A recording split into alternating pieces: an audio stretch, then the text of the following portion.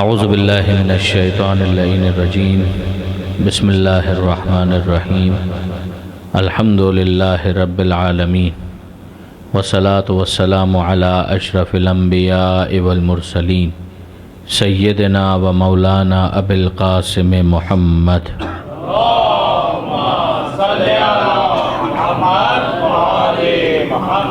وأہل بیتہ الطیبین الطاہرین المعصومین المظلومین المنتجبین المنتخبین المیامین لا سیما علی الامام المنتظر والحجة الثانی عشر واللعنۃ الدائمۃ الباقیۃ علی اعدائہم اجمعین من یوم ظلمہم الی قیام یوم الدین اللہم انا نرغب الیک فی دولۃ کریمہ تعز بها الاسلام واہلہ وتذل بها النفاق واہلہ وتجعلنا فيها من الدعاة الى طاعتك والقادة الى سبيلك وترزقنا بها كرامة الدنيا والآخرة رب اشرح لي صدري ويسر لي امري واحلل عقدة من لساني يفقهوا قولي واجعلني خالصا لوجهك الكريم يا الله صلوات على محمد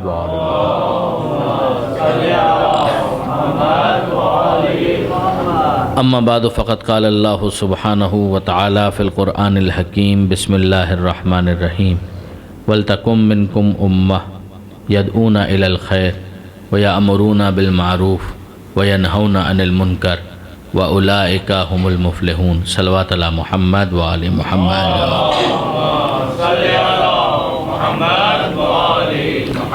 جی برادران عزیز و خاران محترم، طریقہ کار کے مطابق جو اسٹیبلش ہو چکا ہے، ابتدائی کچھ وقت سوال اور جواب کے لیے وقف کیا جائے گا انشاءاللہ، اور اس کے بعد پھر ہم اپنی گزارشات جو آج کی ہیں وہ پیش کریں گے۔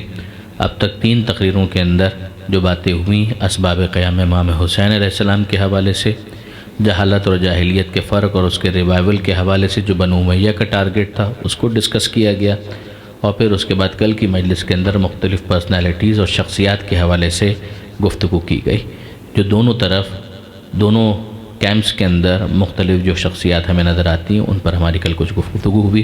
کوئی سوال اگر آپ کا اس حوالے سے ہے یا متعلقہ کوئی اور معاملہ تو بسم اللہ آپ کے سوالات، اور پھر اس کے بعد انشاءاللہ بات کو آگے بڑھایا جائے گا۔ بر محمد و آل محمد صلوات۔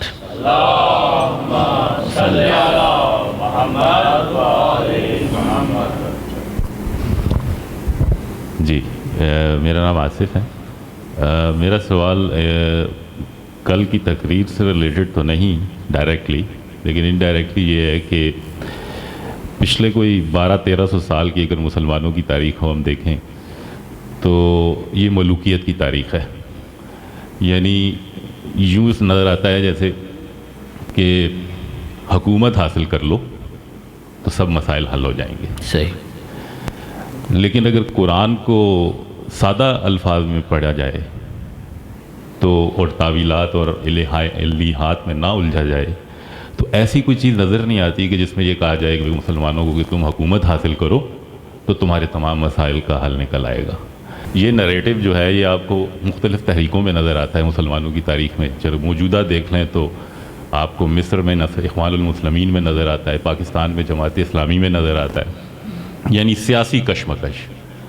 تو کیا نریٹو ہونا چاہیے؟ جو اصل تعلیمات ہیں اسلام کی، قرآن کی، اس کے مطابق کیا نریٹو ہونا چاہیے مسلمانوں کے لیے کہ تاکہ وہ یہ پچھلے 1200-1300 سال کا جو زوال ہے اس کا سبب کیا ہے کہ وہ کس چیز کو چھوڑ کے بیٹھے ہوئے ہیں؟ سوال تو بہت واضح ہے، اور بات بھی آپ کی بالکل ٹھیک ہے کہ ڈائریکٹ شاید اس کا تعلق نہ ہو، لیکن ایک انڈائریکٹ کنیکشن تو بنتا ہے، اور انصاف کی بات یہ ہے کہ یہ جو سوال ہے یہ پوری تقریر چاہتا ہے، مگر بہرحال بریفلی کچھ گزارشات میں اس حوالے سے ضرور کرنا چاہوں گا۔ بیسیکلی اگر آپ ہسٹری کو دیکھیں، قرآن مجید کے اندر بھی ٹرینڈز آف ہسٹری کو دیکھیں، اور ویسے بھی جو ریٹن ریکارڈڈ ہسٹری ہمارے پاس موجود ہے مسلمانوں کی اور اسلام کی، اس کو اگر آپ دیکھیں تو آپ کو یہ چیز نظر آئے گی۔ اگر میں آپ سے سوال کروں کہ مثلاً کیا یہ سمجھا جائے کہ حکومت حاصل کرنا اسلام کا ٹارگٹ ہے؟ جواب جی نہیں، اسلام کا ٹارگٹ یہ نہیں ہے۔ پھر حکومت کیا ہے؟ حکومت اس ٹارگٹ کو حاصل کرنے کے لیے پیس بڑھانے کا ایک ٹول ہے، اینڈ دیٹس آل۔ اگر فرض کیجئے کہ اگر یہ حاصل ہو جائے تو اس کا نتیجہ کیا نکلنا چاہیے کہ جو آبجیکٹیو آپ کو اچیو کرنا ہے اس کے پیس میں اضافہ کیا جا سکے. جس طرف آپ موو کر رہے ہیں تو موو کرنے کے لیے آپ کے پاس ایک طریقہ یہ ہو سکتا ہے کہ مثلا آپ اپنے گھر سے نکلے امام باڑے کے لیے اور پیدل چل کر آ جائیں. آپ پہنچیں گے لیکن ٹائم آپ کو زیادہ لگے گا. دوسرا طریقہ یہ ہو سکتا ہے کہ آپ بائیسیکل کے اوپر آ جائیے. آپ بائیسیکل کے اوپر جب آپ آئیں گے تو ٹائم آپ کا پیدل چلنے کے مقابلے میں کچھ کم صرف ہوگا. لیکن اگر آپ بائک کے اوپر آ رہے ہیں تو آپ کا ٹائم تھوڑا اور بچ جائے گا. اگر آپ گاڑی کے اندر آ رہے ہیں اور ٹریفک کھلا ہوا ہے تو آپ کا ٹائم شاید کچھ اور بچ جائے گا. آپ فرض کیجئے کہ اب آپ کو حج کے لیے جانا ہے تو انہی سارے ایگزامپلس کو تھوڑا اور آگے کی طرف لے کر جائیے کہ اگر آپ شپ میں جائیں گے تو شاید آپ کا وقت اور بچے گا. اگر آپ ہوائی جہاز میں جائیں گے تو آپ کا ٹائم اور بچے گا. لیکن اگر آپ گھوڑے کے اوپر سفر کر کے جا رہے ہیں تو بھی بہرحال آپ پہنچ تو جائیں گے لیکن ٹائم آپ کا تھوڑا زیادہ لگے گا. یہ سب ٹھیک ہے اگر ڈائریکشن ہے مکہ کی طرف، اگر ڈائریکشن ہے حج کی طرف. لیکن فرض کیجئے کہ آپ نے ڈائریکشن ہی تبدیل کر دی تو آپ ہوائی جہاز میں بھی سفر کر رہے ہیں لیکن آپ کا رخ مکہ کی طرف نہیں ہے تو پھر آپ جتنی تیزی کے ساتھ آگے بڑھ رہے ہیں اپنے ہدف سے دور ہوتے چلے جا رہے ہیں. حکومت حاصل ہونے کے بعد اگر ڈائریکشن بدل گئی تو پھر جتنا پیس بڑھے گا وہ ہدف سے دوری کی طرف بڑھے گا، ہدف کی طرف نہیں بڑھے گا. مقصد کیا ہے؟ مقصد کچھ اور ہے. حکومت حاصل کرنا مقصد قطعاً نہیں ہو سکتا. اسی لیے اگر آپ دیکھیں کہ اگر تاریخ کے اندر، ہسٹری کے اندر اقتدار میں کون ہے؟ نمرود. سامنے کون ہے؟ حضرت ابراہیم علیہ السلام. نبوت کیا نمرود کے پاس ہے؟ پروردگار عالم جب انتخاب کرتا ہے تو اس کا انتخاب اس بات کے اوپر موقوف نہیں ہوتا کہ اقتدار میں کون ہے، ورنہ تو نمرود کو نبی بنانا چاہیے تھا. ایسا نہیں ہوگا. ابراہیم علیہ السلام کو پروردگار عالم نے نبی ڈکلیئر کیا. اقتدار میں فرعون ہے. اگر حکومت مقصد ہوتا تو بڑا آسان سا حل یہ تھا کہ فرعون کو نبی بنا دیا جاتا. حکومت جس کے پاس تھی وہی نبی ہوتا، وہی خدا کا نمائندہ ہوتا، اسی کو ذل الہی کہہ دیا جاتا جیسا کہ بادشاہوں کو بعد میں کہا گیا. لیکن کیا واقعاً یہ پروردگار عالم کا منشا ہے؟ جواب جی نہیں، یہ نہیں ہے. موسیٰ علیہ السلام کو نبی بنایا جا رہا ہے. کیا انبیاء میں سے کوئی ایسا ہے کہ جس کو اقتدار ملا؟ سلیمان علیہ السلام، ہمارے سامنے ان کی اگزامپل موجود ہے. تو یہ نبی ہونے کے بعد اقتدار ہے یا اقتدار کی وجہ سے نبی ہیں؟ نبی ہونے کے بعد اقتدار ہے. اب جب یہ نبی بن جائیں گے تو پیس بڑھ جائے گا یا نہیں بڑھ جائے گا؟ بٹ نیچرل پیس بڑھ جائے گا. اب ان کے پاس جب اقتدار ہے تو ٹولز ان کے پاس زیادہ ہیں، ان کے پاس ریسورسز زیادہ ہیں، چیزیں ان کی کمانڈ میں زیادہ ہیں. ایز اے رزلٹ پیس بڑھ جائے گا. وہ جو کام کرنا چاہتے ہیں اس کام کو تیزی کے ساتھ وہ آگے بڑھا سکیں گے. یہی چیز آپ پیغمبر اکرم ختمی مرتبت احمد مجتبیٰ محمد مصطفیٰ صلی اللہ علیہ وآلہ وسلم حضور کی زندگی میں اس کو آپ ٹریس کریں. پیغمبر اکرم جب اعلان کرتے ہیں نبوت کا تو ارشاد ہوتا ہے قولوا لا الہ الا اللہ تفلحوا، لا الہ الا اللہ کہو فلاح پا جاؤ. کیا اس موقع پر اقتدار ظاہری ختمی مرتبت کے پاس ہے؟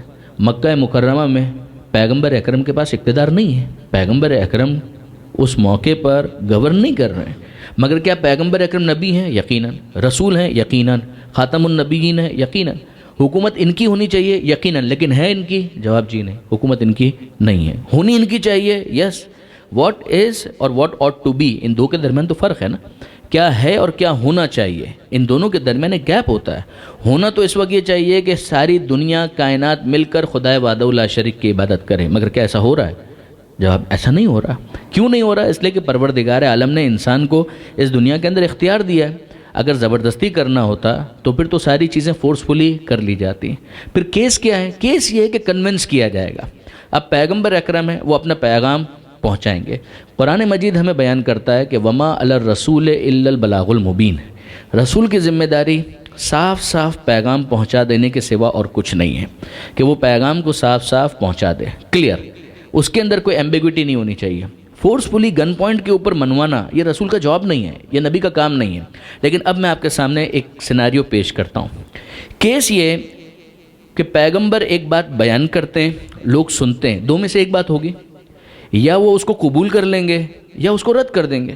اگر رد کر دیں گے تو پیغمبر اکرم کو ایک ریزسٹنس کا سامنا کرنا پڑے گا یا نہیں؟ ایسا ہی ہوگا نا کہ پیغمبر اکرم پر پتھر مارے جا رہے ہیں، کانٹے بچھائے جا رہے ہیں، یہ سب کچھ ہو رہا ہے اور پیغمبر اکرم اپنی بات بیان کر رہے ہیں. یہی ان کا جواب ہے کہ وہ امر بالمعروف کرتے رہیں، نہی عن المنکر کرتے رہیں. اب ذرا سا اس کو ویژولائز کیجئے گا. پیغمبر اکرم میسج دیتے ہیں، یہاں سے ایک نے قبول نہیں کیا، وہ ریزسٹنس دے رہا ہے یا سائلنٹ ہو گیا، دو میں سے ایک اس کا ریئیکشن ہوگا. دوسری طرف ایک ایسا شخص ہے کہ جو قبول کر لیتا ہے. وہ کہتا ہے کہ ہاں آپ اللہ کے رسول ہیں، میں کنونس ہو گیا. اب اس سے کیا تقاضا ہے کہ وہ رسول کو فالو کرے. یہ اس کیمپ میں آ گیا، یہ دوسری طرف چلے گئے. دوسرا شخص آتا ہے، پیغمبر اکرم اس کو میسج دیتے ہیں، وہ قبول نہیں کرتا، وہ اس طرف چلا گیا. تیسرا آتا ہے، قبول نہیں کرتا، اس طرف چلا گیا. چوتھا آتا ہے، قبول نہیں کرتا، اس طرف چلا گیا. رسول تو مسلسل پیغام دے رہے ہیں نا. یہ اس کیمپ میں جا رہے ہیں، یا وہ خاموش رہیں گے یا ریزسٹنس دیں گے. اس طرف جتنے بھی افراد آ رہے ہیں وہ کہتے ہیں کہ ہم قبول کرتے ہیں کہ آپ اللہ کے رسول ہیں. یہ پیغمبر اکرم کے کیمپ کے اندر شامل ہوتے جا رہے ہیں. ان سے بھی یہی ہوگا. یہ صرف کیمپ میں شامل ہو رہے ہیں یا پوری کمٹمنٹ کے ساتھ ہیں؟ اگر یہ پوری کمٹمنٹ کے ساتھ ہیں تو اب ہونا کیا ہے؟ پیغمبر اکرم ان کو کہتے جائیں گے، یہ فالو کرتے جائیں گے، کہتے جائیں گے، فالو کرتے جائیں گے. اگر یہ والا گروپ اسٹرانگ ہو گیا، میجورٹی میں آ گیا، ہونا کیا ہے؟ اگر آپ نیچرلی اس کو دیکھیں اور انالائز کریں، پیغمبر اکرم اس کو ٹارگٹ کے طور پر لے کے نہیں چلیں گے. پیغمبر اکرم کنونس کر رہے ہیں، مگر اس کنونسنگ کا نتیجہ کیا نکلنے والا ہے؟ اگر پیغمبر اکرم کی اس کنونسنگ کے نتیجے میں ایک بہت بڑا گروپ تیار ہو جاتا ہے تو وہ آخر میں کیا کہے گا کہ اللہ کے رسول اگر ہم اتنی بڑی تعداد میں آپ کے ساتھ دینے کے لیے تیار ہیں تو اب آپ اپنی چیزوں کو پوری طریقے سے انفورس کریں. We are in majority now. This is what happen in Medina.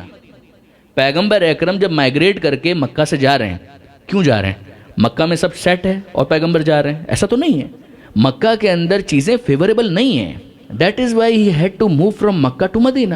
Migrate انہوں نے اسی لیے کیا نا کہ وہاں پر سازشیں ہو رہی ہیں، پیغام پہنچایا جا چکا ہے، مگر majority of them they are not willing to support, they are not there for the support. پھر اس کے بعد کیا کرنا ہے پیغمبر اکرم کو؟ ایک آفر آئی مدینہ منورہ سے، پیغمبر اکرم نے اس کو جج کیا اور پیغمبر اکرم نے حکم خدا کے ماتحت مائگریٹ کیا مدینہ منورہ. کس لیے؟ صرف گورن کرنے کے لیے؟ جواب جی نہیں. اس میسج کو فردر پروپگیٹ کرنے کے لیے، پریچ کرنے کے لیے. وہاں والے جو افراد تھے ان کی میجورٹی اس بات کے لیے راضی ہو گئی کہ اللہ کے رسول آپ یہاں پر تشریف لائیں، ہم میں سے جو اکثریت ہیں وہ آپ کو رسول مانتے ہیں، ہم کو کوئی نہ کوئی حاکم چاہیے. Why not you? آپ ہمارے حاکم، آپ ہمارے رہبر، آپ ہمارے رہنما، آپ ہی کی حکومت ہوگی، پیغام تیزی کے ساتھ آگے بڑھے گا. they were right. بات صحیح تھی. اگر یہاں پر آگے مزید دیکھیں تو پیغمبر کیا کر رہے ہیں؟ وہی اپنے نبوت کے کام کو آگے بڑھا رہے ہیں، رسالت کے کام کو آگے بڑھا رہے ہیں. حکومت کو کس لیے یوز کر رہے ہیں؟ ایز اے ٹول، ایک ٹول کے طور پر. اب ظاہر ہے حکومت آ گئی ہے تو دوسرے ویلفیئر کے کام بھی رسول کریں گے. جو دوسرے کام شہر کے ہوتے ہیں، جو شہر سے مربوط ہوتے ہیں، مختلف چیزوں کو آرڈر میں کرنا، اس کو بھی انجام دیں گے. اور اس کے بارے میں بھی جو وہی نازل ہوتی جائے گی اس کو انفورس کرتے چلے جائیں گے. یہیں پر قضاوت کے معاملات آ جائیں گے، how to settle the different cases, کس طریقے سے جج کرنا ہے، کس طریقے سے پینلائز کرنا ہے، کس طریقے سے پنش کرنا ہے، کس طریقے سے قصاص لینا ہے، دیت لینا ہے، یہ سب کچھ ہوگا. یہ سب کا سب انفورس کیوں ہو پا رہا ہے؟ اس لیے کہ حکومت ہے. اگر حکومت نہ ہوتی نہیں کر پاتے. بالکل صحیح بات ہے، نہیں کر پاتے. یہ ان کی ذمہ داری بھی نہیں ہوتی. قرآن مجید کے اندر پروردگار عالم یہ فرماتا ہے لا یکلف اللہ نفسا الا وسعہا. اللہ نے کسی کو اس کی طاقت سے زیادہ ذمہ داری نہیں دی. آپ کے پاس پوٹینشل پہلے ہونا چاہیے، حالات کو فیوریبل ہونا چاہیے، اس کے بعد آپ اس چیز کو کرتے چلے جائیں گے. سیدھی سی بات ہے، اگر آپ کھڑے ہو کر نماز پڑھ سکتے ہیں تو بیٹھ کر کیوں پڑھیں گے؟ اور اگر کھڑے ہو کر نہیں پڑھ سکتے تو پھر قرآن آپ سے کہتا ہے کہ اپنے آپ پر کیوں جبر کرتے ہو؟ بیٹھ کے نماز پڑھو. جب ہم تمہیں خود ایک پروویژن پرووائڈ کر رہے ہیں تو پھر اس کے بعد تم اس کو ایکسرسائز کیوں نہیں کرتے ہو؟ ایک شخص وہ بیٹھ کے بھی نہیں پڑھ سکتا تو پھر وہ بیٹھ کر کیوں پڑھے گا؟ پھر وہ لیٹ کر نماز پڑھے گا. وہ لیٹ کر بھی نہیں پڑھ سکتا تو اشاروں سے پڑھے گا. یہ وہ ایک پوری سیکوینس ہے جو یہاں پر ہم کو نظر آتی ہے. جو چیز آپ نماز میں دیکھتے ہیں، جو چیز آپ وضو میں دیکھتے ہیں کہ وضو نہیں کر سکتے تو تیمم کرو، یہی معاملہ حکومت کا بھی ہے.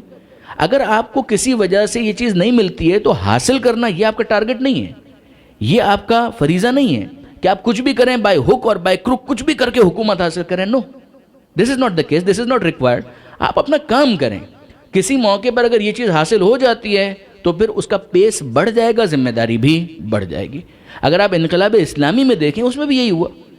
کیا امام خمینی سے پہلے جتنے بزرگان تھے وہ تبلیغ نہیں کر رہے تھے؟ کر رہے تھے.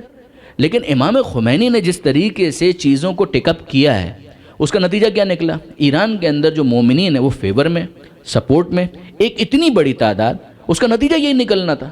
جب امر بالمعروف اور نہی عن المنکر اس لیول پر ہوگا، لوگ کنونس ہو جائیں گے تو what will be the natural output? اس کا رزلٹ نکلنا ہی ہے کہ وہ کہیں گے کہ صاحب ٹھیک ہے، اگر اتنا اچھا ہے، ہم آپ پر اعتماد کرتے ہیں تو why not your government, you please کم.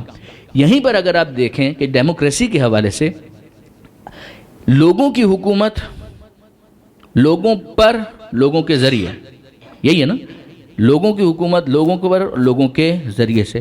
اسلام اس میں ایک ڈفرنس رکھتا ہے، اور وہ کیا؟ لوگوں پر حکومت، لوگوں کے لیے، لیکن لوگوں کے ذریعے نہیں، بائی آلمائٹی اللہ۔ پروردگار عالم انتخاب کرے گا، مگر کیا اس کا یہ نتیجہ نکلے گا کہ کسی طریقے سے پہلے ہی دن سے حکومت پر قبضہ کر لیا جائے؟ جواب جی نہیں، یہ نہیں، اس کا فائدہ ہی نہیں ہے۔ اگر وہ کنونس ہی نہیں ہے تو آپ کس چیز کو انفورس کریں گے اس کے اوپر؟ جب وہ کنونس نہیں ہے تو آپ کس چیز کو انفورس کریں گے؟ آپ کنونس کریں۔ اگر کنونس کرنے کے بعد واقعاً یہ نتیجہ نکل آتا ہے جو میں نے مثال آپ کے سامنے پیش کی، تو اس کا نیچرل آؤٹ پٹ یہی نکلے گا، اس کا آؤٹ کم یہی ہوگا، اس کا رزلٹ یہی ہوگا۔ ہم دیکھتے ہیں کہ اسلام جس ٹارگٹ کو حاصل کرنے کے لیے آیا تھا، اسی کی وجہ سے قرآن مجید کیا کہتا ہے؟ ایک مرحلہ ہے قرآن کہتا ہے کفوا ایدیکم واقیموا الصلاۃ وآتوا الزکوٰۃ۔ مکہ، کیا رسول کے اوپر ظلم نہیں ہو رہا؟ ہو رہا ہے۔ پیغمبر اکرم پر ظلم ہو رہا ہے؟ بالکل ہو رہا ہے۔ قرآن کہتا ہے سورہ نساء کی آیت ہے کفوا ایدیکم واقیموا الصلاۃ وآتوا الزکوٰۃ، اپنے ہاتھوں کو روک لو، اپنے ہاتھوں کو روک لو۔ اس موقع پر ریٹیلیٹ کرنے کا فائدہ نہیں ہے، don't go for that, retaliation میں مت جاؤ۔ کفوا ایدیکم واقیموا الصلاۃ وآتوا الزکوٰۃ، اپنے ہاتھوں کو روک لو، نماز قائم کرو، زکوٰۃ ادا کرو۔ ان کو بہت برا لگا۔ قرآن کہہ رہا ہے الم تر الی الذین قیل لہم، اے حبیب آپ نے دیکھا ان لوگوں کو جن سے کہا گیا کہ ہاتھوں کو روک لو، نماز قائم کرو، زکوٰۃ دو۔ ان کو بہت برا لگا، ہم کیا باتیں کر رہے ہیں جہاد کی اور میدان میں جانے کی اور تلوار کی اور اس کی اور اس کی، اور آپ ہم سے کہہ رہے ہیں نماز قائم کریں، زکوٰۃ ادا کریں۔ یہ چیزیں تو بہت چھوٹی چھوٹی چیزیں ہیں، نماز قائم کرو، زکوٰۃ دو۔ وہ اس بات کو سمجھ ہی نہیں رہے ہیں کہ اسلام کا ٹارگٹ کیا ہے۔ In all the cases tit for tat. آپ اپنی تربیت کی طرف کب متوجہ ہوں گے؟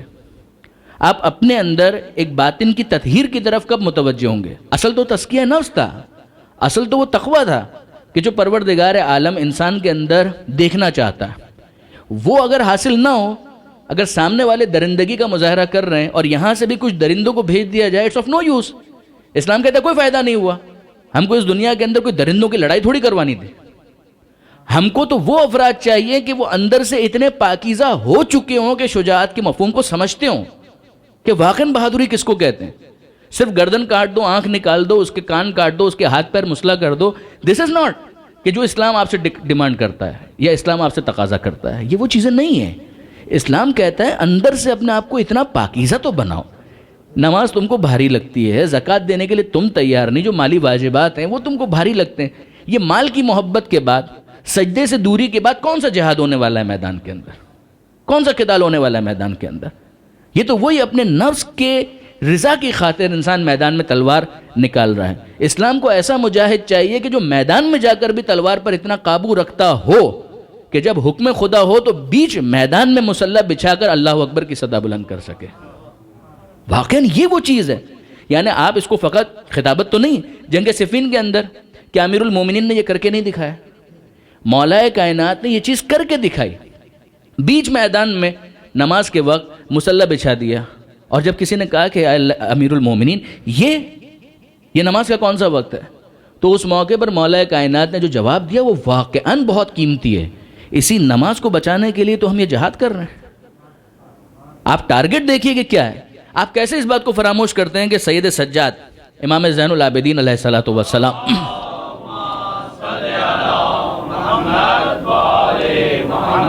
چوتھے امام کربلا کے واقعے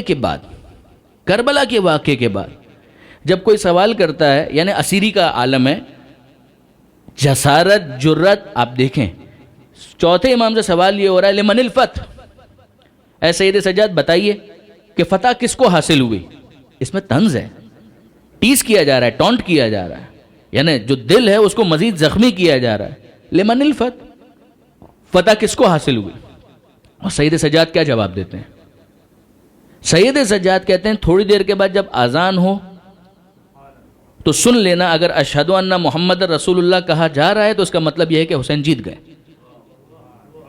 وہ جو دشمن ہے اس کی نظر ہے ہی نہیں اس طرف جس طرف سید سجاد دیکھ رہے ہیں، جس کو ہم کہیں کہ ویژن، وہ اس طرف متوجہ ہی نہیں ہے۔ اور چوتھے امام جو بات کہہ رہے ہیں وہ کچھ اور ہی ہے۔ میں آپ سے ایک سوال کرتا ہوں، دیکھیے جس موقع پر پیغمبر اکرم نے اپنا پیغام سنایا، جو انکار کر رہا ہے، پیغمبر کو کیا کرنا چاہیے؟ بس تلوار نکالیں اور کاٹ دیں؟ پیغمبر اکرم یہ نہیں کر رہے ہیں۔ پیغمبر اکرم کافر کو کاٹنا نہیں چاہتے. پیغمبر اکرم یہ چاہتے ہیں کہ کچھ ایسا ہو کہ کفر کٹ جائے اور کافر مسلمان ہو کر باقی رہے. کیا یہ کام تلوار سے ہوگا؟ تلوار تو دفاع کے لیے، ڈیفنس کے لیے، کہ جب سامنے والا آپ سے جینے کا حق چھیننا چاہتا ہے تو اس موقع پر ایک مرحلہ آتا ہے کہ جہاں انسان اپنے دفاع کے لیے تلوار کھینچ لیتا ہے. میں آپ کی خدمت میں عرض کروں، آپ نے بارہا وہ واقعہ سنا ہوگا. اس نظر سے دیکھیے اس واقعے کو کہ پیغمبر اکرم جاتے ہیں مکہ، جاتے ہیں پیغمبر اکرم، اور ایک بوڑھی عورت اوپر سے پیغمبر اکرم کے اوپر کچرا پھینکتی ہے. ایسا ہی ہے نا، یہ واقعہ آپ سب نے سنا ہوا ہے. کچرا پھینکتی ہے. ایک دفعہ ہوا، دوسری دفعہ ہوا، تیسری دفعہ ہوا. پیغمبر اکرم کیا کر رہے ہیں؟ نہ بدلہ لیتے ہیں نہ راستہ بدلتے ہیں، نہ بدلہ لیتے ہیں نہ راستہ بدلتے ہیں، اسی راستے سے جا رہے ہیں. What is he waiting for? جبکہ پتہ بھی ہے کہ وہ کچرا پھینکے گی، پھر بھی پیغمبر وہیں سے جا رہے ہیں. He is waiting for an opportunity کہ جہاں ڈائلاگ کا موقع ملے اور پیغمبر اکرم اپنی بات اس تک پیش کر سکیں. جو خدا نے ذمہ داری لگائی تھی نا، الا البلاغ المبین، کہ پیغام صاف صاف پہنچے. پیغمبر جانتے ہیں اس بیچاری کو کچھ پتہ ہی نہیں ہے.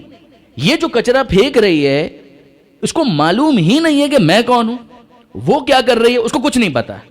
ایسے میں وہ ایک کام کر رہی ہے، ادھر سے بھی نیچے سے دو گالیاں دے کر اگر میں چلا جاؤں اور اگلے دن سے میں نے راستہ بدل لیا تو جو نفرت اس کے دل میں ہے وہ اسی طریقے سے رہے گی. پیغمبر اکرم یہ چاہتے ہیں کہ اس بوڑھی عورت کے دل میں موجود نفرت کو محبت سے تبدیل کر کے اسلام کی طرف اس کو اٹریکٹ کیا جائے. وہ جو آپ نے کئی دفعہ سنا ہوگا، میں اس کو مزید کمپلیٹ کروں. بیمار ہو گئی، پیغمبر اکرم پر کچرا نہیں پھینکا. پیغمبر سوال کیا کرتے ہیں؟ اپارچونٹی آ گئی. پیغمبر اکرم سوال کیا کرتے ہیں کہ بھائی وہ ایک عورت ہوا کرتی تھی یہاں پر جو ہم پر کچرا پھینکا کرتی تھی، وہ کیا بات ہے آج کل نظر نہیں آ رہی؟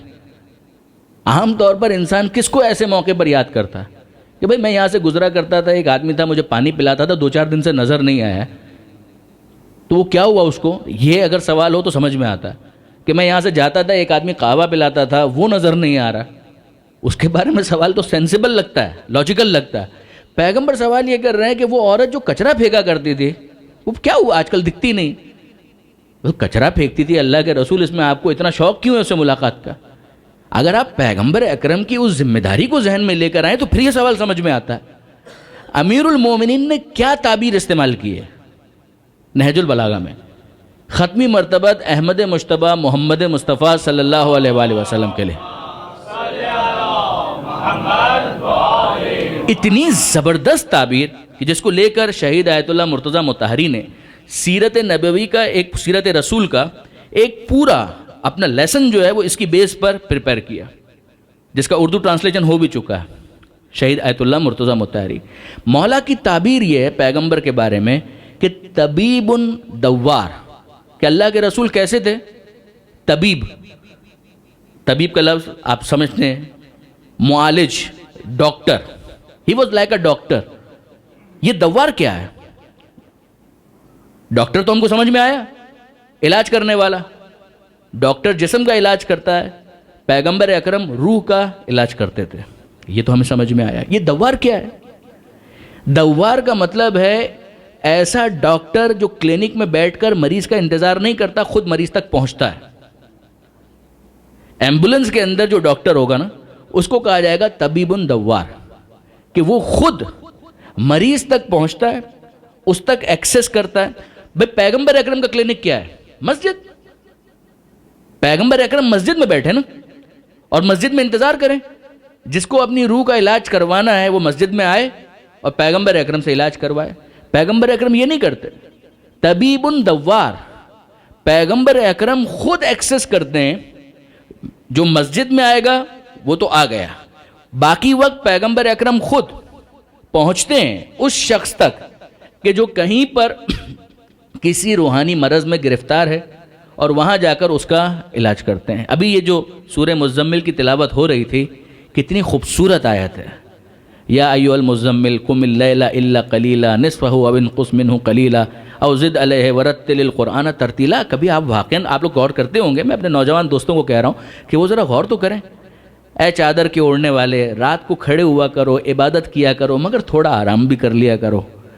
آدھی رات، اچھا چلو تھوڑا سا اس پہ اضافہ کر لو، اچھا تھوڑا اس پہ کم کر لینا، کبھی آدھی رات کبھی اس پر اضافہ کبھی کچھ کم. ورتل القرآن ترتیلا، قرآن کو ترتیل کے ساتھ پڑھو. پھر آگے کیا ہے؟ ان لک فی النہار سبحا طویلا. اے حبیب ہم کو بھی معلوم ہے کہ آپ کو دن میں تو بڑے کام ہوتے ہیں کہ جن کو آپ کو، یہ بالکل جیسے ایک محبوب اپنے محب سے گفتگو کر رہا ہے، محب اپنے محبوب سے گفتگو کر رہا ہے، وہ انداز ہے.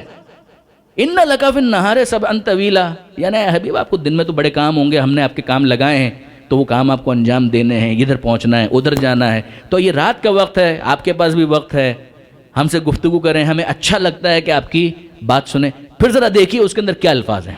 ان ناشئۃ اللیل ہی اشد وطئا واقوم قیلا. یہ رات کا جاگنا ہے نا، رات کا جاگنا یہ آپ کو دو فائدے عطا کرے گا. سارے مبلغین کے لیے قرآن نے ایک دستور دیا ہے. ان ناشئۃ اللیل ہی اشد وطئا واقوم قیلا. یہ رات کا جاگنا دو فائدے دیتا ہے. نمبر ایک، نفس قابو میں آتا ہے. اگر کسی نے رات کی نیند پر قابو کر لیا، اس کا مطلب یہ ہے کہ وہ اپنے نفس پر قابو کر سکتا ہے. اچھا ایک تو یہ ہے کہ آپ سوئیں نہ جاگتے رہیں، وہ نہیں، آپ کو سونا ہے اور پھر اس کے بعد اٹھنا ہے. ایک یہ ہے کہ وہ کہے میں سوتا ہی نہیں ہوں، یہ نہیں. آپ سوئیں، آرام کریں، پھر الارم لگائیں اور پھر اس کے بعد اپنی نیند کو اس طرح سے کنٹرول کریں کہ اٹھنا چاہیں تو اٹھ سکیں. جو رات کی نیند کو اس طرح سے قابو کر سکے پھر وہ ہر موقع پر اپنے نفس کو قابو کر سکتا ہے. ان ناشئۃ اللیل ہی اشد وطئا. ایک کام یہ جو رات کی نیند کا فائدہ ہوگا بیدار ہونے کا رات کی نیند سے، ایک فائدہ یہ ہوگا کہ یہ نفس قابو میں آ جائے گا. جو افراد کہتے ہیں نا کہ میں کرنا چاہتا ہوں مگر نفس قابو میں نہیں آتا، نہیں، نفس قابو میں آئے گا.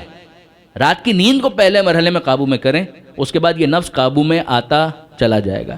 ہی اشد وطئا. اور دوسرا فائدہ کیا ہے؟ واقوم قیلا. یہ رات کا جاگنا، پھر جاگ کر آپ کیا کریں؟ سی ڈی لگائیں اور کوئی مووی دیکھیں، پھر وہ فائدہ حاصل نہیں ہوگا. رات کو جاگیں اور پھر آئیں مصلی پر اور خدا سے بات کریں. یہ خدا سے بات کرنے کا فائدہ کیا ہوگا کہ جب رات کو خدا سے بات کرنا آ جائے گا تو دن کو بندوں سے بات کرنا مشکل نہیں لگے گا، پھر لوگوں سے بات کرنا بھی آسان ہو جائے گا. گفتگو کے اندر وہ جو کہتے ہیں نا کہ ادھر ادھر کی باتیں شامل ہو جاتی ہیں، کہا کہ نہیں، اقوام و قیلا. تمہاری گفتگو میں استحکام آئے گا، اسموتھنس آئے گی، اس کے اندر فلو آئے گا، فلوئنسی بڑھ جائے گی. سامنے والا اگر کوئی ایسی بات کہہ رہا ہے جو مزاج کے خلاف ہے اس کو برداشت کرنا آ جائے گا. اگر رات کو خدا سے بات کرنے کا سلیقہ آ گیا تو دن میں بندوں سے بات کرنے کا سلیقہ بھی آ جائے گا. اب آپ غور کیجئے، وہ کچرا پھینک رہی ہے اور پیغمبر اکرم انتظار کر رہے ہیں کہ اپورچونٹی کب آتی ہے. وقت سے پہلے اگر آپ نے پھل توڑ لیا وہ کچا ہے، وقت گزر گیا اور آپ نے پھل نہیں توڑا تو وہ سڑ جائے گا. You have to wait for the right time. صحیح وقت کا آپ کو انتظار کرنا ہے. وہ کچرا پھینک رہی ہے، پیغمبر اکرم کچھ نہیں کہہ رہے، آگے بڑھ جاتے ہیں. نہیں پھینکتی، سوال کرتے ہیں. اب اگر سوال نہیں کیا تو اپورچونٹی از لاسٹ. پیغمبر اکرم طبیب دوار، ہی نوز کہ کب سٹرائک کرنا ہے، کب بات کرنی ہے اور کیا بات کرنی ہے. پورا لیکچر دینا ہے 2 گھنٹے کا، یا تو 2 جملے ایسے بولنے ہیں کہ جس سے اگر اثر ہونا ہو تو اثر ہو جائے. پیغمبر اکرم پوچھتے ہیں وہ ہم پر کچرا پھینکا کرتی تھی، وہ نظر نہیں آ رہی. اور ان کو جواب ملتا ہے اللہ کے رسول وہ بیمار ہے. پیغمبر اکرم نے کہا کہ چلو ہم اس کی طبیعت پوچھنے کے لیے جاتے ہیں. گئے، اس نے دیکھا اور اپنے ظرف کے مطابق ایک تبصرہ کیا. وہ یہی سمجھی روز میں کچرا پھینکتی تھی، یہ آج بدلہ لینے کے لیے آئے. کیا کریں گے؟ 2 باتیں سنائیں گے، کچھ کڑوی باتیں، تلخ باتیں، کچھ ایسا تبصرہ کہ جو مجھے ہرٹ کرے وہ سنائیں گے کہ دیکھا روز یہ کرتی تھی، اب دیکھ بھگت، یہ تیرا انجام ہونا چاہیے تھا، وغیرہ وغیرہ وغیرہ وغیرہ. اس نے پیغمبر اکرم کو دیکھا اور ایک تبصرہ کیا کہ آج آپ بدلہ لینے کے لیے آئیں گے جب میں بیمار ہو گئی ہوں. تو پیغمبر اکرم نے کہا کہ نہیں، اے کنیز خدا. آپ رشتہ بھی دیکھیے، پیغمبر اکرم وہ رشتہ بھی بتاتے ہیں کہ کس وجہ سے طبیعت دیکھنے کے لیے آئے ہیں. اے کنیز خدا، ابھی مسلمان تو نہیں ہے، صاحب ایمان تو نہیں ہے. پیغمبر کہتے ہیں اے کنیز خدا، تو کچھ بھی ہو اللہ کی کنیز تو ہے، مخلوق پروردگار تو ہے، مجھے بھی معلوم ہے کہ تو کیوں یہ سب کچھ کر رہی ہے. کچھ نہیں کہتے، اے کنیز خدا میں کوئی بدلہ لینے کے لیے نہیں آیا، مجھے تو پتہ چلا کہ تو بیمار ہے تو میں تیری صحت دیکھنے کے لیے آیا, تیری طبیعت پوچھنے کے لیے آیا. یہ جملے اس نے سنے. کوئی 1 گھنٹے کی تقریر ہے, کوئی 2 گھنٹے کا واز کیا پیغمبر اکرم نے, ایک جملہ 2 جملے, اور وہ سامنے سے یہ کہتی ہے کہ واقعاً اگر یہی آپ کا انداز ہے تو تعلیمات بھی میں بعد میں پوچھوں گی, پہلے مجھے بتائیے کہ آپ پر ایمان لانے کا طریقہ کار کیا ہے. جب یہ برانڈ اسٹیبلش ہو جائے تو پھر آپ تفصیلات تھوڑی پوچھتے ہیں کہ فیچر کیا ہے. آپ کو معلوم ہے کہ یہ برانڈ اچھا ہے, آپ تفصیلات بھی نہیں پوچھتے اور فوراً اس پروڈکٹ کو حاصل کرنے کی کوشش کرتے ہیں. اس کو برانڈ پر پورا اطمینان حاصل ہو چکا ہے کہ واقعاً یہ شخص اگر اتنا اچھا اخلاق ہے, میں کیا کرتی تھی اور یہ کیا کر رہا ہے. اس پورے کانٹیکس کے اندر اگر آپ دیکھنا چاہیں تو بات کو کہاں تک آپ پھیلا سکتے ہیں. وہ جناب حر کی جو کل کیفیت میں نے آپ کے سامنے بیان کی تھی اس کو لنک کیجئے, جناب زہیر ابن قین کو لنک کریں. ابو جہل صفت افراد وہ پیغمبر اکرم پر بھی ایمان نہیں لا سکے. پیغمبر اکرم پیغام ان کو بھی دے رہے تھے, نہیں قبول کیا. کیا گن پوائنٹ پر ان کو مومن بنایا؟ نہیں. ابو سفیان کو نہیں, ابو لہب کو نہیں. یہ ایمان نہیں لانا چاہتے تو آخر تک وہ ایمان نہیں لائے. من شاء فلیؤمن من شاء فلیکفر, جو چاہے وہ ایمان لائے, جو چاہے وہ کفر اختیار کرے. اگر اتنے لوگ ساتھ مل گئے پیس بڑھ جائے گا, نو ڈاؤٹ. 1 اور 1 11, 1 اور 1 2 نہیں, 1 اور 1 11. تو ہونا یہی ہے کہ وہ پیس بڑھ جائے گا, مگر پیس بڑھانے کے لیے کمیٹڈ افراد چاہیے, زبردستی کے مسلمان نہیں چاہیے, زبردستی کے مومن نہیں چاہیے. واقعاً وہ افراد چاہیے کہ جن کے دل میں وہ درد ہو, وہ اس پین کو فیل کریں. امیر المومنین مولا کائنات علی ابن ابی طالب علیہ الصلوۃ والسلام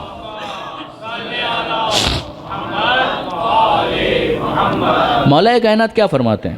آپ نہج البلاغہ میں یہ طبیب دوار موبائل تبلیغ جس کی طرف ابھی میں نے اشارہ کیا, امیر المومنین کا جملہ ہے نہج البلاغہ میں بالکل اختتام پر, جہاں پر کلمات قصار ہیں. 3 سیکشن نہج البلاغہ بیسیکلی 3 حصوں میں نا, خطبات جس میں مولا کے سرمنز ہیں, دوسرے مکتوبات جو مولا کے لیٹرز ہیں, پھر اس کے بعد تیسرا حصہ کلمات قصار جس کو آپ کہیں اقوال ذری. اس کے اندر بھی بالکل اینڈ میں آپ کو مولا کا ایک کال نظر آئے گا. مولا یہ فرماتے ہیں کہ خدا نے اس وقت تک جاہل سے سیکھنے کا وعدہ نہیں لیا جب تک عالم سے سکھانے کا وعدہ نہیں لیا. جاہل سے سیکھنے کا وعدہ کس بنیاد پر لیا جائے اگر عالم سکھانے کے لیے تیار نہیں ہے؟ جاہل سے سیکھنے کا وعدہ لیا ہے مگر اس سے پہلے عالم سے سکھانے کا وعدہ لیا ہے. وہ سکھانے کے لیے آمادہ ہو تب تو یقیناً اس سے سوال کیا جائے کہ تو نے کیوں نہیں سیکھا. آپ ذرا غور کیجئے, یہ ساری باتیں مربوط ہو گئیں, ورنہ مجھے تھوڑا سا رک جانا تھا اس کے اوپر اور آج کی جو گزارشات تھی وہ پیش کرنا تھی, مگر ٹھیک ہے کوئی حرج نہیں, یہ بھی امپورٹنٹ ایک بات ہے. آپ ذرا دیکھیے قرآن مجید کے اندر پروردگار عالم کیا تعبیر استعمال کرتا ہے. سورہ نساء قرآن مجید کا 4تھا سورہ ہے. رسولا مبشرین و منذرین لئن لا یکون للناس علی اللہ حجہ. ذرا انداز دیکھیے, ہم نے رسول بھیجے خوشخبری دینے والے, ڈرانے والے. خوشخبری بھی دیں گے جنت, منذرین ڈرائیں گے جہنم. کیوں؟ لئن لا یکون للناس علی اللہ حجہ, تاکہ لوگوں کے پاس خدا کے سامنے پیش کرنے کے لیے کوئی حجت باقی نہ رہے. خدا نے عالم سے اس وقت تک جب سکھانے کا وعدہ لیا, اس کے بعد جاہل سے سیکھنے کا وعدہ لیا.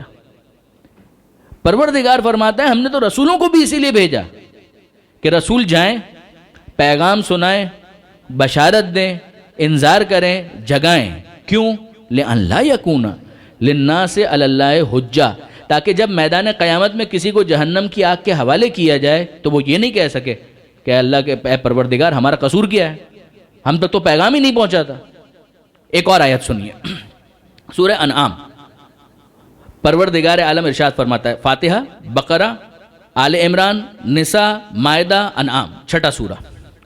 ارشاد ہوتا ہے قل فللہ الحجۃ البالغہ, اے حبیب ان سے کہہ دیجئے اللہ ہی کے لیے ہے حجت بالغہ. حجت بالغہ کا مطلب کیا ہے؟ حجت بالغہ, کنکلوسیو پروف, ایک ایسی بات کہ جس کے بعد سامنے والے کے لیے کوئی ایکسکیوز باقی نہ بچے. وہ نہیں ماننا چاہتا تو یہ اس کا اپنا چوائس ہے، چیز اس کے لیے کلیئر ہو گئی ہے۔ قل، اے حبیب ان سے کہیے، فللہ الحجۃ البالغہ، اللہ ہی کے لیے ہے حجت بالغہ، حجت اور ایسی حجت جو بالغہ، اپنے منتہا تک پہنچنے والی ہو، اپنے ٹارگٹ کو اچیو کرنے والی ہو۔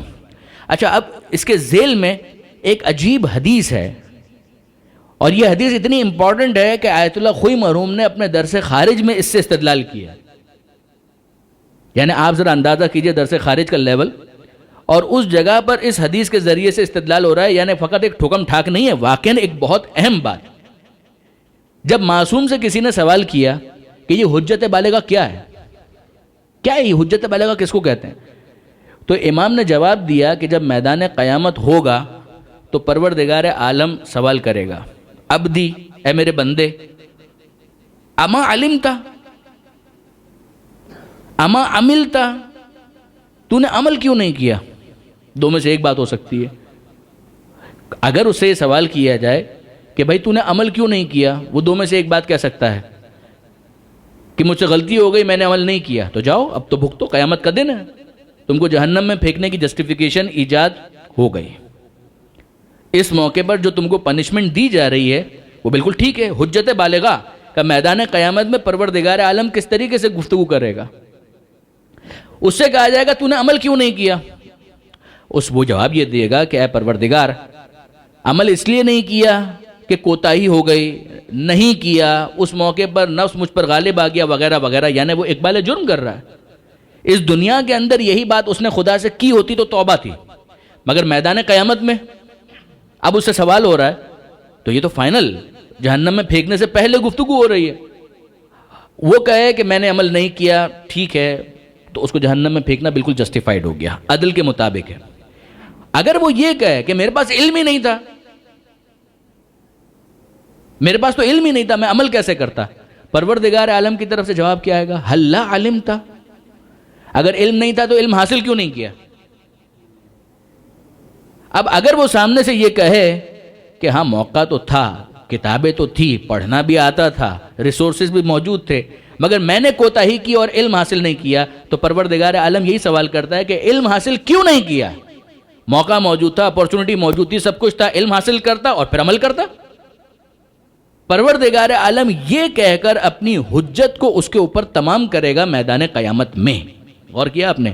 لیکن اگر آگے بڑھ کر یہ کہہ دے کہ مالک میں علم کیسے حاصل کرتا، میرے پاس کوئی امکان ہی نہیں تھا، یہیں پر آپ اندازہ کیجئے کہ جاہل کے لیے فقہ کی کتابیں اگر آپ اٹھائیں گے نا، پہلے ہی چیپٹر میں خود آیت اللہ سیستانی نے بھی پہلے ہی چیپٹر کے اندر جو تقلید کی بحث ہے وہاں پر اس کو ڈسکس کیا، دیگر بزرگان نے بھی ڈسکس کیا، وہاں پر بھی آپ کو ملے گا کہ جاہل کی دو قسمیں ہیں، ایک ہے جاہل قاصر اور دوسرا ہے جاہل مقصر۔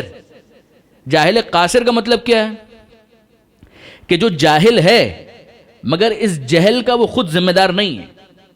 جاہل مقصر وہ ہے کہ جو جاہل ہے and he is responsible for his ignorance، اس کے پاس اپورچونٹی موجود تھی، اس نے اس کو کیپٹلائز نہیں کیا، کتاب کھول سکتا تھا، کتاب نہیں کھولی، ویب سائٹ پر جا سکتا تھا، ویب سائٹ پر نہیں گیا، عالم سے پوچھ سکتا تھا، نہیں پوچھا۔ یہ شخص جاہل ہے مگر اپنے جہل کا خود ذمہ دار ہے۔ اس جاہل کا معاملہ اس جاہل سے مختلف ہے کہ جو جاہل ہے مگر وہ اپنے اگنورنس کا خود رسپانسبل نہیں ہے۔ ہم خدا کو عادل مانتے ہیں، ہم خدا کو ظالم نہیں مانتے۔ ذرا سنیے سورہ ملک، آپ نے بارہا پڑھی ہوگی، کلما القی فیہا فوج سألہم خزنتہا الم یاتکم نذیر، جب کبھی بھی کسی گروہ کو جہنم میں ڈالا جائے گا، جو جہنم کا خازن ہے، جو جہنم کا کیئر ٹیکر ہے، گیٹ کیپر ہے، جو اس کا واچ مین ہے، جو فرشتہ، وہ سوال کرے گا الم یاتکم نذیر، تم لوگ جہنم میں کیسے آ گئے؟ کیا تمہارے پاس کوئی ڈرانے والا نہیں آیا تھا؟ یعنی اگر ڈرانے والا نہیں آیا تھا تو تم کو غلط پھینکا جا رہا ہے۔ عدل خدا کے خلاف ہے کہ کسی ایسے شخص کو یہاں پر ڈال دیا جائے کہ جس تک پیغام ہی نہیں پہنچاتا۔ اس موقع پر وہ کیا کہیں گے؟ قالوا بلا، وہ کہیں گے آیا تو تھا، ایسے تھوڑی ہم کو یہاں پر پھینکا گیا ہے، آیا تو تھا۔ لو کننا نسمع او ناقلو ما کننا فی اصحاب السعیر، اگر ہم اپنی عقل استعمال کرتے یا اس آنے والے کی بات کو سن لیتے تو آج جہنم والوں میں ہمارا شمار نہیں ہوتا۔ یہ اپنے اوپر خود حجت تمام کر رہے ہیں۔ نتیجہ کیا نکلا؟ ہم پروردگار عالم کو عادل مانتے ہیں، ہم خدا کو ظالم نہیں مانتے۔ اگر آج بھی فرض کیجئے کوئی ایسا کیس ہو کہ جس تک پیغام ہی نہیں پہنچا، نہیں پیغام پہنچا، کسی جنگل کے اندر وہ پیدا ہوا، وہیں پر وہ بڑا ہوا، وہیں پر اس نے زندگی گزاری، وہیں پر وہ مر گیا، اس کو نہیں پتا قرآن کیا ہے، اس کو نہیں پتا محمد مصطفیٰ کون ہے، اس کو نہیں پتا علی مرتضیٰ کون ہے، اس کو نہیں پتا نماز کیا ہوتی ہے، اس کو نہیں معلوم ہے روزہ کیا ہوتا ہے، کیا آپ کا خیال ہے کہ اس کو میدان قیامت میں اس بات پر اکاؤنٹیبل کیا جائے گا، ٹھہرایا جائے گا کہ اس نے ان تمام تر چیزوں کے اوپر ایمان کیوں اختیار نہیں کیا؟ ہم خدا کو عادل مانتے ہیں، ہم خدا کو ظالم نہیں مانتے۔ اگر وہ شخص اپنی عقل کے ساتھ اسی جنگل کے اندر زندہ رہا تو اب اس سے اتنا ہی سوال کیا جائے گا جتنا اس کی عقل اس کو سمجھا رہی تھی۔ کائنات کو دیکھ رہا ہے نا، جنگل کو دیکھ رہا ہے، پھلوں کو دیکھ رہا ہے، سورج کے طلوع ہونے کو دیکھ رہا ہے، چاند کے چمکنے کو دیکھ رہا ہے، تو اتنا تو اس کا دل گواہی دے گا کہ کوئی ہے جو ان کا پیدا کرنے والا ہے۔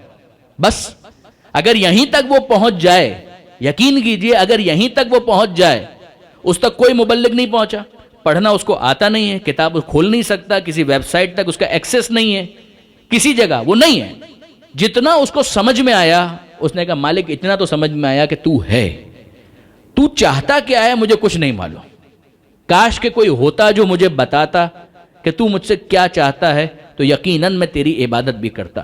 رکیے اور ذرا سورہ فاتحہ پر غور کریں، سارا یہی پورا ٹرینڈ ہے سورہ فاتحہ کے اندر، پورا ٹرینڈ یہی ہے۔ انسان کی وہ فطرت کی آواز جو اندر سے آتی ہے نا، سورہ فاتحہ میں اس کو بیان کیا گیا ہے، جہاں انسان تھرڈ پرسن سے شروع کرتا ہے۔ سورہ فاتحہ یہ بتاتا ہے کہ یہاں تک تو تم کو پہنچ جانا چاہیے، اس کے آگے تمہاری ہدایت ہوگی۔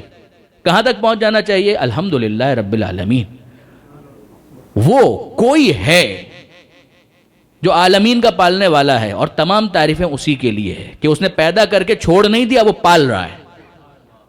وہ رحمان ہے، وہ رحیم ہے۔ رحمان ہے، دنیا کی یہ نعمتیں میں نے تو کچھ بھی نہیں کیا۔ رحمت کا مطلب کیا ہے معلوم ہے؟ الرحمن، خدا کی عمومی رحمت، جنرل مرسی۔ جنرل مرسی کا مطلب کیا ہے؟ غلہ اگنے سے پہلے کسان کے ہاتھ نہیں دیکھتا کہ یہ کافر کسان ہے یا مومن کسان ہے۔ یہ رحمت عمومی ہے پروردگار کی۔ کبھی آکسیجن نے آپ کے پھیپڑوں سے سوال کیا کہ یہ مومن کے پھیپڑے ہیں یا کافر کے؟ یہ رحمت عمومی ہے، پروردگار عالم کی جنرل مرسی۔ پانی آپ پئیں، پیاس بجھانے سے پہلے پانی سوال نہیں کرتا کہ یہ مومن ہے کہ جس کے ہاتھ میں یہ جام آپ جا رہا ہے یا کافر ہے، کبھی سوال نہیں ہوگا۔ آپ کی رگوں کے اندر بہتا ہوا دوڑتا ہوا خون غذا سے انرجی کسب کرنے سے پہلے یہ سوال نہیں ہوتا کہ یہ مومن کا خون ہے یا کافر کا خون۔ یہ رحمت عمومی ہے۔ وہ بندہ جو کہیں بھی نہیں ہے وہ ہے، اور کائنات کے اندر کوئی مبلغ اس تک نہیں پہنچا۔ قرآن کہتا ہے یہاں تک تو تم کو پہنچنا چاہیے، تم ہو۔ اگر عقل بھی نہیں ہے تو اتنا بھی تقاضا نہیں ہے، اگر عقل بھی نہیں ہے، پاگل ہے، تو اتنا تقاضا بھی نہیں ہے۔ لیکن اگر عقل رکھتے ہو، اس دنیا میں ہو، کھا رہے ہو، پی رہے ہو، سورج دیکھ رہے ہو، چاند دیکھ رہے ہو، آسمان دیکھ رہے ہو، ستارے دیکھ رہے ہو، زمین دیکھ رہے ہو، اگتا ہوا سبزہ دیکھ رہے ہو، اور ملائیشیا میں تو زیادہ دیکھ رہے ہو، تو کراچی میں تو ہم کم دیکھتے ہیں، یہاں تو آپ زیادہ دیکھ رہے ہیں کہ اتنا کچھ دیکھ رہے ہو، اور پھر اس کے بعد تم کو خالق کی سمجھ میں نہیں آتا۔ اتنا تم کو سمجھ میں آنا چاہیے کہ اس نے پیدا کر کے چھوڑ نہیں دیا، وہ مسلسل تمہیں پال رہا ہے، رحمان ہے، اور اس کی رحمت عمومی ہے۔ اب وہ سوال کرتا ہے کہ جب اس کی عمومی رحمت ہے تو انصاف سے ایک بات بتاؤ کہ تم اگر 5 روپے کسی کو دو تو تم حساب مانگنے کا حق رکھتے ہو، اس نے تم کو زندگی دی ہے، وہ زندگی کا حساب مانگنے کا حق نہیں رکھتا؟ کئی عقلی ہے، کوئی تم کو نہ بتائے تو اتنا تو تمہاری عقل تمہیں خود بتائے گی۔ یہ کیا ہے؟ رحیمیت، پروردگار عالم کی رحمانیت جو عمومی رحمت ہے، مگر میدان قیامت میں وہاں پر عمومی رحمت نہیں ہے، وہ رحیمیت ہے۔ وہاں پر کسی بنیاد پر عطا کیا جائے گا۔ دنیا میں یہ نہیں دیکھا جائے گا کہ یہ مومن کے پھیپڑے ہیں یا کافر کے۔ آکسیجن آئی، سانس کا انتظام ہو گیا، غلہ نہیں پوچھتا کہ شکم مومن کا ہے یا کافر کا یا منافق کا یا فاسق کا، نہیں۔ زندہ ہو، زندہ رہنے کے لیے غلے کی ضرورت ہے، کھاؤ جب تک تمہاری زندگی ہے، تمہیں سروائیول کے لیے یہ سسٹیننس پرووائڈ کیا جا رہا ہے، یہ رزق دیا جا رہا ہے، اور کیا آپ نے۔ مگر میدان قیامت میں کیا ہے؟ کہ رحیمیت۔ وہاں پر کافر، مشرک، منافق، فاسق کوئی نہیں ہے، سب مومن ہیں۔ وہاں پر ابو لہب کافر ہے، وہاں پر ابو جہل مشرک ہے. ان کو اگر وہاں مشرک کہا جا رہا ہے تو اس شرک کی وجہ سے جو دنیا میں کیا ہے، اگر وہاں پر کافر کہا جا رہا ہے تو اس کفر کی وجہ سے جو دنیا میں کیا ہے، وہاں پر اگر منافق کہا جا رہا ہے تو اس نفاق کی وجہ سے جو دنیا میں کیا ہے. ورنہ وہاں میدان قیامت میں بارز معذرت کوئی منافق ہو سکتا ہے، وہاں کوئی مشرک ہو سکتا ہے، وہاں کوئی کافر ہو سکتا ہے. وہاں تو سب کہیں گے لا الہ الا اللہ محمد رسول اللہ علی ولی اللہ. اگر کہا جائے 12 امام ہے، کہا سب کو مانتے ہیں، کہا یہ آخری رسول ہے، کہا بالکل مانتے ہیں، مگر وہاں ماننا ان کو مومن نہیں بنائے گا. دنیا کا ایمان ہے کہ جس کی وجہ سے وہاں عنوان مومن چہرے کے اوپر نور لاتا ہے، سر کے اوپر تاج لاتا ہے.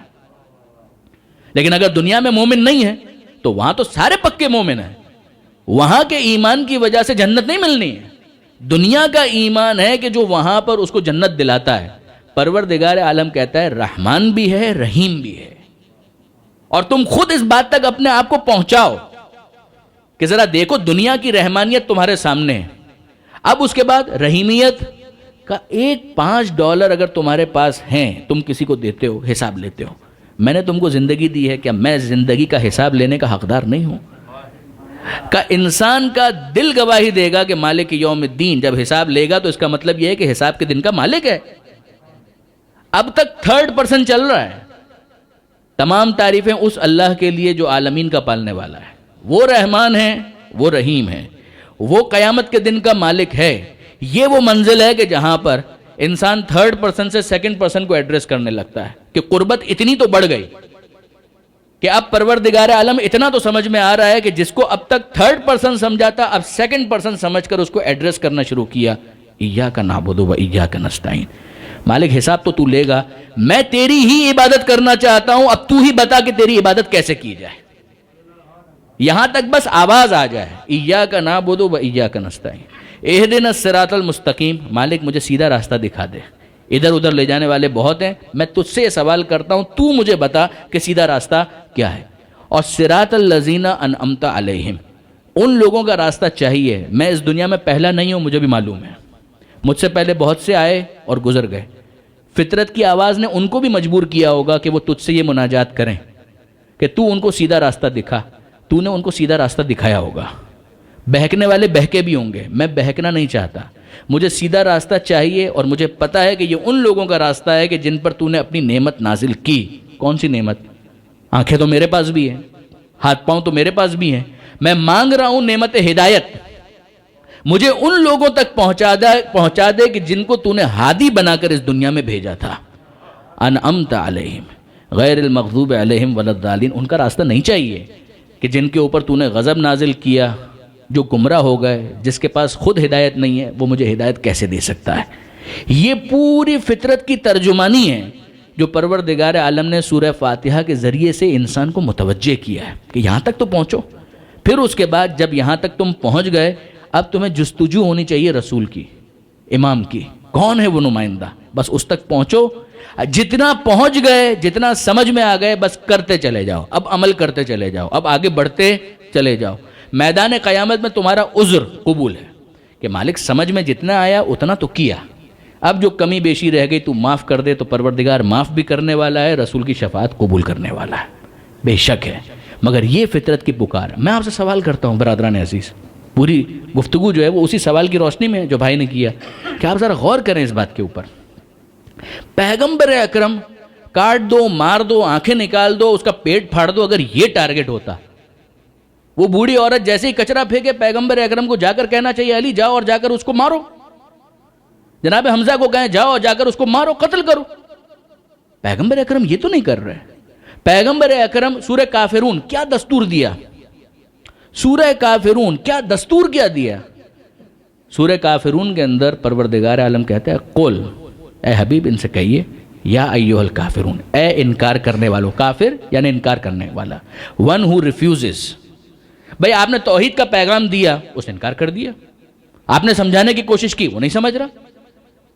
توحید کو قبول کیا، رسالت کا انکار کر دیا. رسالت کو قبول کیا، ولایت کا انکار کر دیا.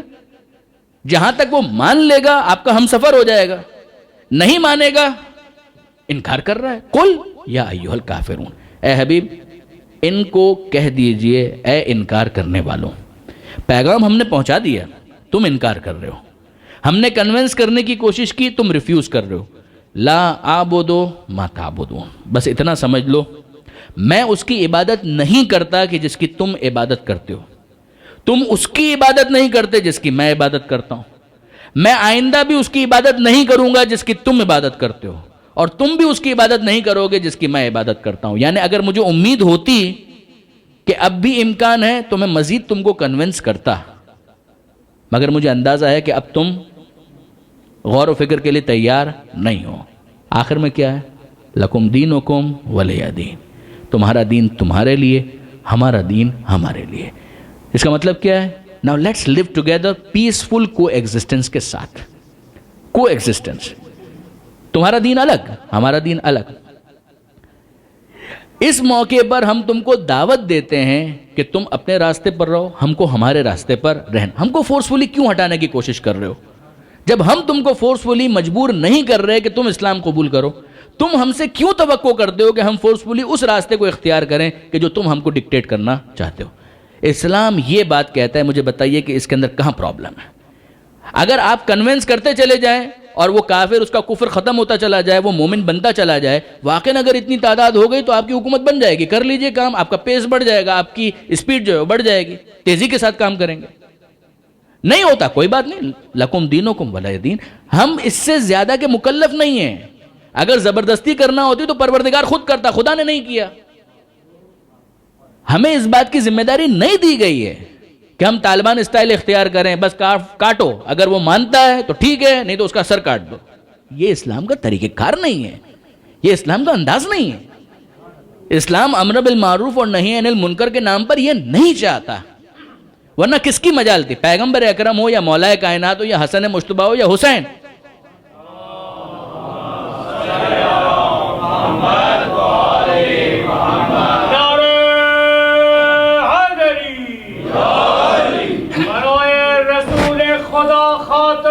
انبیاء بلند تر صلوات، اللہم صلی علی محمد و آل محمد۔ کس کی مجال تھی کہ پیغمبر اکرم کا حق ان سے چھین سکے؟ کس کی مجال تھی کہ امیر المومنین سے ان کا حق چھین سکے؟ کس کی مجال ہے کہ آج اس دنیا کے اندر کوئی شرک کا ارتکاب کر سکے، بت پرستی کر سکے؟ کس کی مجال ہے؟ مگر برادران عزیز، کیا اسلام کا یہ مزاج ہے؟ پروردگار عالم یہ چاہتا ہے کہ انسان کو بس گن پوائنٹ کے اوپر کسی طریقے سے مومن بنا دیا جائے؟ پروردگار یہ چاہتا ہے سمجھو، سمجھاؤ، جتنا تم کو سمجھ میں آیا ہے زیادہ سمجھنے کی کوشش کرو، اس لیے کہ مزید سمجھنے کی گنجائش موجود ہے۔ جو تم کو سمجھ میں آگے والوں کو سمجھاؤ، اتنا سمجھاؤ جتنا تم سمجھ چکے ہو۔ جو سمجھ میں نہیں آیا ہے اس میں خاموش رہو، اس لیے کہ غلط اگر آگے سمجھا دیا تو تمہیں کو سمجھ میں نہیں آیا تو تم کیا سمجھاؤ گے؟ یہ بھی نہ ہو، پہلے خود سمجھو، جو سمجھ میں آیا ہے وہ آگے سمجھانے کی کوشش کرو۔ اگر کوئی سوال ایسا آ جائے کہ جو تم کو خود سمجھ میں نہیں آیا، بولو کہ مجھے نہیں آتا، میں پوچھ کر بتاؤں گا، میں معلوم کروں گا اور بتاؤں گا۔ یہ نہ ہو کہ انسان اپنے ایگو کی وجہ سے کسی غلط بات کو اسلام سے منسوب کر کے آگے کمیونیکیٹ کر دے یا امپارٹ کر دے، یہ اسلام نہیں چاہتا۔ بس برادران عزیز، ظاہر ہے کہ آج کی مجلس کا وقت تو بالکل پورا ہو گیا، لیکن میرا خیال ہے کہ یہ بہت اہم ایک بحث تھی جو امر بالمعروف اور نہی عن المنکر کے حوالے سے ہمیں ڈسکس کرنا تھی۔ وہ آیت بھی سنیے کہ جس کو کہا جاتا ہے کہ بظاہر جہاد کے حوالے سے پہلی آیت جو میں نے دفاع کی بہت بات کی نا آپ کے سامنے، آپ ذرا دیکھیے۔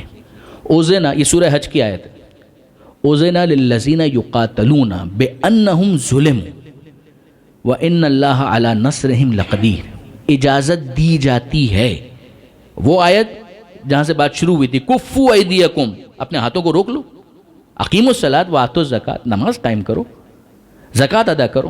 بہت برا لگا، فلما کتب علیہم القتال، پھر جب ان کے اوپر قتال کو واجب کر دیا گیا، جب موقع آیا تو بدر پہلی جنگ ہے، ان کے اوپر قتال کو واجب کر دیا گیا۔ اذا فریق منہم یخشون الناس کخشیۃ اللہ او اشد خشیہ، وہ جو بڑی بڑی باتیں کر رہے تھے ان میں کا ایک گروہ بندوں سے ایسے ڈرنے لگا کہ اتنا تو ان کے دل میں خدا کا خوف بھی نہیں تھا۔ اب جب موقع آیا تو جاؤ، دفاع کرو، میدان میں نکلو۔ اس موقع پر بھاگ رہے ہیں، کبھی ادھر کبھی ادھر، وہ آپ جانتے ہیں کہ خشیت اللہ و اشد خشیہ، اللہ کا خوف اتنا نہیں ہے جتنا بندوں کا خوف ان کے دل میں موجود تھا. پہلے باتیں بڑی بڑی ہے. پروردگار سورہ حج والی آیت اذن للذین یقاتلون، اجازت دی جاتی ہے، پیسو وائس، صیغہ مجہول ہے. اذن اجازت دی جاتی ہے، للذین ان لوگوں کو، یقاتلون جن سے قتال کیا جا رہا ہے. پھر پیسو وائس، وہ قتال نہیں کر رہے، یقاتلون ان سے قتال کیا جا رہا ہے، بِأَنَّهُمْ ظُلِمُوا اس لیے کہ ان پر ظلم کیا جا رہا ہے. اگین پیسو وائس، نہ یہ ظلم کر رہے ہیں، نہ قتال کے لیے تلوار خود سے نکال رہے ہیں. ان کا معاملہ یہ ہے کہ ان کو اجازت دی جاتی ہے اس لیے کہ ان کے ساتھ قتال کیا جا رہا ہے، ان سے لڑا جا رہا ہے، ان کے اوپر ظلم کیا جا رہا ہے. وَإِنَّ اللَّهَ عَلَى نَصْرِهِمْ لَقَدِيرٌ، اور یقیناً اللہ ان کی نصرت کے اوپر قدرت رکھتا ہے، طاقت رکھتا ہے. ایسا نہیں ہے کہ خدا کی قدرت میں کوئی کمی واقع ہو گئی ہے. یہ وہ افراد نہیں ہیں کہ جو بات بے بات تلوار نکالیں اور میدان میں جائیں. ہاں اب جب جنگ کا موقع آ جائے گا تو پھر کیا کریں گے؟ میدان جنگ میں جا کر سبمٹ کر دیں گے؟ نہیں، پھر بھرپور مقابلہ کریں گے. اسلام پیسمسٹک ریلیجن نہیں ہے. پھر اسلام کہتا ہے کہ جب موقع آ جائے تو پھر بھرپور مقابلہ کرو. درندگی کا مظاہرہ نہیں کرنا ہے کہ تم خود جاؤ اور مارنا شروع کر دو، یہ نہیں. مگر جب وقت آ جائے، دفاع بالکل عقلی ہے، سیلف ڈیفینس کرنا بالکل عقلی ہے. اگر کوئی آپ کی ناموس کے اوپر حملہ کرے، آپ کی جان لینا چاہے، تو آپ کیا کریں گے؟ اپنا پیٹ آگے کر دیں گے کہ تلوار سے پھاڑ دو، یا اپنا گلا آگے کر دیں گے کہ گلا چلا کر گلے کے اوپر خنجر چلا کر مجھے ذبح کر دو؟ نہیں، ڈیفینس کریں، اپنے آپ کو ڈیفینڈ کریں ٹو دا ایکسٹینٹ جتنی آپ کے پاس طاقت موجود ہے، تاکہ خدا کے سامنے سرخرو ہو سکے کہ مالک میں نے حملہ نہیں کیا، 1، اس نے حملہ کیا، 2، جب اس نے حملہ کیا تو جتنی میرے میں طاقت تھی میں نے اپنا دفاع کیا. یہ وہ میسج ہے کہ جو آپ کو کربلا میں بھی نظر آئے گا. امام حسین بار بار کہتے ہیں میں جنگ میں ابتدا نہیں کروں گا، میں جنگ کا آغاز نہیں کروں گا. آپ تاریخ کربلا پڑھ کے دیکھیں، آپ کو کتنی جگہ یہ الفاظ نظر آتے ہیں. خیمے وہاں سے ہٹا لیے جائیں دریا کے کنارے، یہ خود ظلم ہے. مگر امام کہتے ہیں کہ نہیں، ابھی بھی موقع دوں گا کہ یہ لوگ خود غور کریں کہ یہ لوگ کیا کر رہے ہیں. جنگ میں ابتدا نہیں کروں گا، تلوار چلانے میں آغاز نہیں کروں گا. پھر عاشور کے دن موقع آیا ہے تو اس موقع پر حسین ابن علی نے وہ کام بھی کر کے دکھایا کہ ٹھیک ہے ہم مظلوم ہیں، آخر میں ہمیں قتل ہونا ہے، مگر جتنی طاقت ہے دفاع کی، اس طاقت کا موقع آنے پر ہم استعمال بھی بھرپور کریں گے. میدان میں جاتے ہوئے حسین ابن علی کے یہ الفاظ ہیں کہ اب بھوکے کی جنگ دیکھو، اب پیاسے کی جنگ دیکھو، اب اس کی جنگ دیکھو کہ جس کا جوان بیٹا علی اکبر مارا گیا، اب اس کی جنگ دیکھو کہ جس کا جوان بھائی عباس جیسا بھائی وہ قتل ہو گیا. حسین ابن علی مقابلہ کرتے ہیں اور بھرپور مقابلہ کرتے ہیں. میں یہیں پر آپ کی خدمت میں عرض کروں، اس مقابلے کے دوران بھی حسین ابن علی نے جہاں موقع ملا ہے امر بالمعروف کیا ہے، نہی عن المنکر کیا ہے. To what extent? Just imagine. آپ فقط تصور تو کریں کہ یہ حسین ابن علی اپنے فریضے کو کس طریقے سے ادا کر رہے ہیں.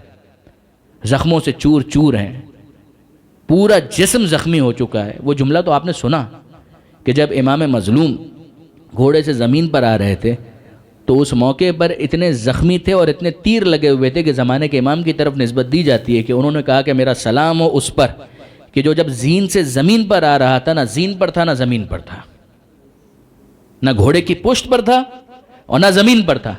اتنے تیر لگے ہوئے تھے کہ پورا جسم حسین تیروں پر معلق ہو چکا تھا. اور بعض علماء تو یہاں تک کہتے ہیں کہ زمین پر آنے کے لیے امام نے زور لگایا، وہ تیر جو سینے اور پیٹ سے اندر داخل ہو چکے تھے وہ پشت کی جانب سے نکلے ہیں، پھر اس کے بعد حسین زمین کربلا پر آئے. یہ مذاق ہے؟ یہ قربانی کا کون سا لیول ہے کہ جو حسین ابن علی پیش کر رہے ہیں؟ اور پھر اس کے بعد اب جب امام زمین کے اوپر آ چکے ہیں، اگلا مرحلہ کیا ہے؟ آنکھیں بند ہو چکی ہیں، آخری سانسیں چل رہی ہیں. عمر سعد کی طرف سے حکم آتا ہے کہ کوئی آگے بڑھے اور آگے بڑھ کر حسین کا گلا کاٹے، سر کو تن سے جدا کیا جائے. ایک شخص آگے بڑھا، ذرا سنیے. ہم حر کا تذکرہ کر چکے، زہیر ابن قین کا تذکرہ کر چکے، اس کو سنیے. وہ شخص آگے بڑھا، خنجر لے کر امام کی طرف بڑھنا چاہتا ہے.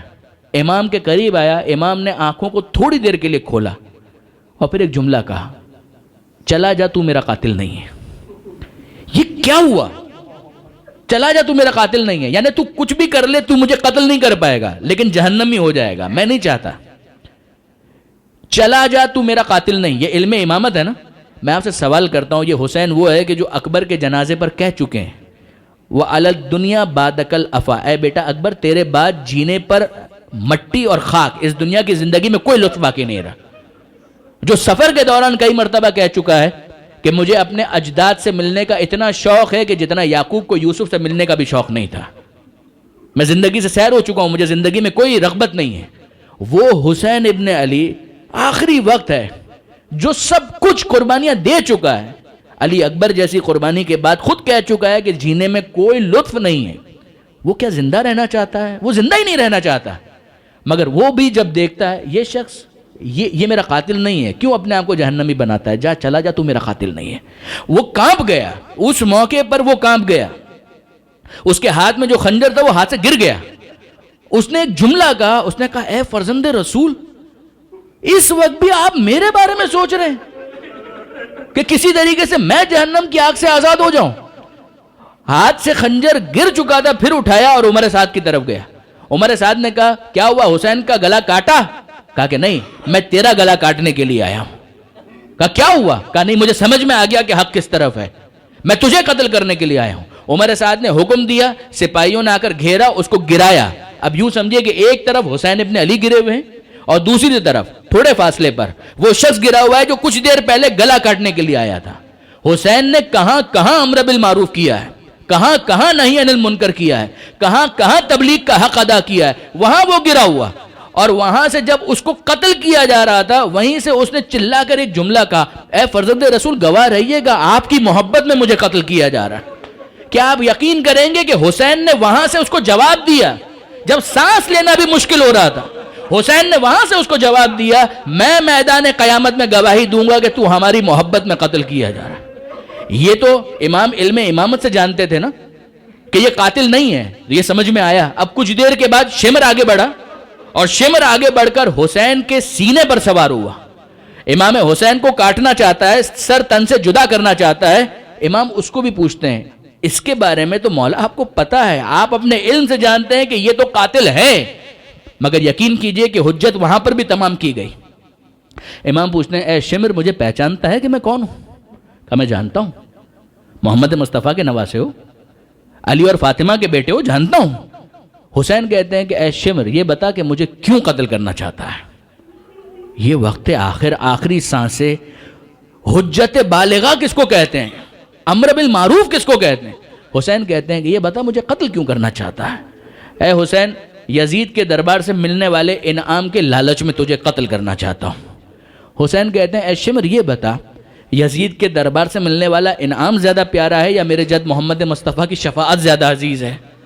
میں کہوں اے مولا حسین آپ کس کو شفاعت کی امیدیں دلا رہے ہیں؟ یہ شمر ہے، آپ اپنے علم سے جانتے ہیں کہ یہ قاتل ہے، مگر حسین اس موقع پر بھی اپنے وظیفے میں کوئی کوتاہی کرنے کے لیے تیار نہیں. اے شمر یہ بتا کہ دربار یزید سے ملنے والا انعام زیادہ پیارا ہے یا میرے جد کی شفاعت وہ زیادہ عزیز ہے. بے شرمی کا جملہ ہے، بے حیائی کا.